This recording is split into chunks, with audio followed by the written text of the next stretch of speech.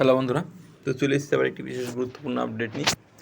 তো প্রাইমারি 42,949 এবং 16,500 প্রাইমারি যে প্যানেল বাতিল হতে পারে, সম্ভাবনা আছে। 2014 ওএমআর মামলায় যে কেস চলছে তার কি আছে ভবিষ্যৎ, বা ভবিষ্যতে কি হতে পারে, তো সেই নিয়ে আজকের এই মূল ভিডিওর বিষয়। তো বন্ধুরা, ভিডিওটা যারা সম্পূর্ণটা দেখছো অবশ্যই সম্পূর্ণটা দেখো। তো প্রথমত একটা কথা বলতে চাই যে রাজাশেখর মান্থার যে আমাদের প্রাক্তন বিচারপতি কলকাতা হাইকোর্টের অভিজিৎ গঙ্গোপাধ্যায় একই পথে হেঁটেই আর কি সমস্ত রায়গুলো খতিয়ে দেখছেন যথোপযুক্ত এবং সিদ্ধান্তও নিচ্ছেন। তো বোর্ড স্পষ্টভাবে জানিয়ে দিচ্ছে তাদের কাছে কোনো ওএমআর শিট নেই এই মুহূর্তে। তো এর আগে আমরা যখন এই লাস্ট যে হিয়ারিং হলো ওএমআর মামলা, তখন এই কথাই আর কি ঘটেছিল সেটা বলেছিলাম। তো তোমাদেরকে আমি পুরোটার সম্পূর্ণ তথ্য দিয়ে বুঝিয়ে দিই। দেখো ব্যাপারটা, তো যে তাদের কাছে কোনো হার্ড কপি নেই, তাদের কাছে আছে সফট কপি, যেটা ম্যানিপুলেট করা যায়, আমরা সকলেই জানি সফটওয়্যারের জিনিস। তবে কিন্তু তাদের কোনো হার্ড কপি নেই, যেটা আছে সব ওই কোম্পানির কাছে, এস রয় কোম্পানি।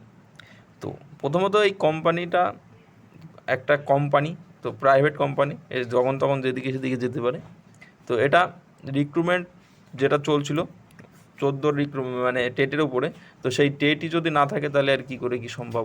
তো টেট পরীক্ষায় যদি ঠিকঠাকভাবে না হয়, তো ফার্স্ট রিক্রুটমেন্ট মানে যেটা একটা রিক্রুটমেন্ট চলছিল, 60,000 ছেলে মেয়ে ভবিষ্যৎ জড়িত ছিল সেই রিক্রুটমেন্টের সাথে, যেখানে মানে চাকরি পেয়েছে মানে অনেকেই, আবার পায়নি তখন। কিন্তু ব্যাপারটা হলো, যারা চাকরি পেয়েছে তারা কিন্তু যোগ্য নয়, এমনটাই দাবি যারা কেস করেছেন। আর যারা চাকরি পাননি তাদের থেকে অনেক বেশি নাম্বার তাদের আছে যারা চাকরি পেয়েছে তাদের থেকে। এটা হওয়াটাই স্বাভাবিক, কেননা পুরো রিক্রুটমেন্টের ভিতরে জল মেশানো। তো তখন তারা কেস করেছেন এবং কেস চলছে এই মুহূর্তে। আগামী মঙ্গলবারে সিবিআইকে রিপোর্ট দিতে বলেছে কলকাতা হাইকোর্টের যে বর্তমান বিচারপতি আছেন রাজাশঙ্কর মান্থার মহাশয়, তিনি। তো সিবিআই আশা করি, কেননা দেখুন এই যে যদি তারা এই হার্ড কপি নষ্ট করে ফেলে তারা পাবে না, আর যদি না পায় তাহলে কিন্তু আর কি এই 264 পাতার চার্জশিট এবং আবার যে নতুন রিপোর্ট চেয়েছে তার উপর ভিত্তি করে কিন্তু যে জজ সাহেব আছেন তিনি কিন্তু নতুন সিদ্ধান্ত নিতে পারেন।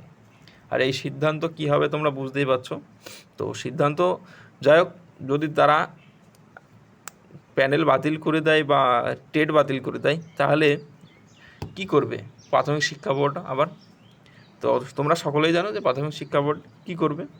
তো এর পরবর্তীতে যে সমস্ত আর কি আমাদের বিচার ব্যবস্থা যে ধাপগুলি আছে, যে ডিভিশন বেঞ্চ, এবং ডিভিশন বেঞ্চে যদি তারা না দাঁড়াতে পারে তাহলে তারা যাবে সুপ্রিম কোর্টে। তো এর আগে বেশ কতগুলি কেস যেরকম আর কি ঝুলে আছে সুপ্রিম কোর্টে যে, তো এটাও সেরকমও হতে পারে।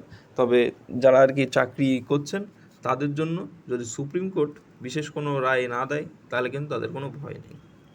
তবে যদি এর আগে যেরকম যে বেশ 100 কতজনের আর কি চাকরি গেল, যেখানে পুরোটাই তাদের রিক্রুটমেন্ট অবৈধ ছিল, যেখানে তারা টেট পাস করেন না তাদের চাকরি পেয়ে গেছিলো, বা প্যানেলে নামই আসেনি তবুও তারা চাকরি পেয়ে গেছিলো, তো সেইভাবে যদি না হয়ে থাকে তাহলে কোনো ভয় নেই। তবে যারা আর কি চাকরি পেয়েছে আর কি প্যানেলে নাম আছে, যদি সুপ্রিম কোর্ট বিশেষভাবে কোনো অর্ডার না দেয় তখন, যে কেননা এখন যদি কলকাতা হাইকোর্ট থেকে প্যানেল বাতিল করে দেয়, তারপরে যদি তারা ডিভিশন বেঞ্চে যায়, ডিভিশন বেঞ্চে যদি তারা না দাঁড়াতে পারে, তারপরে যদি তারা সুপ্রিম কোর্টে যাবে, এবং সুপ্রিম কোর্ট যদি তাদেরকে স্পেশাল কোনো অর্ডার না দিয়ে দেয় সাথে সাথে, তাহলে কিন্তু তাদের চাকরি যাবে না। এটা হলো মূল বিষয়। তবে জল ঘোলা যাই হোক ব্যাপারটা নিয়ে হবে, কেননা যদি ওএমআরই না পাওয়া যায় তাহলে কিন্তু সমস্যা আছে কিছুদিনের জন্য। তারপরে তোমাদের এই কেস চলাকালীন যে মানসিক ডিপ্রেশন সেটা তো সহ্য করতে হবে। তো বন্ধুরা, ভিডিওটা যারা সম্পূর্ণটা দেখলে অবশ্যই তাদেরকে অসংখ্য ধন্যবাদ। যদি কোনো জিজ্ঞাসা থাকে অবশ্যই কমেন্টে জানিও, আর ভালো লাগলে লাইক করে এবং বন্ধুদের সাথে শেয়ার করে যাতে তারা আপডেটটি পেয়ে যায়, এবং চ্যানেলে নতুন হলে সাবস্ক্রাইব করে দিও।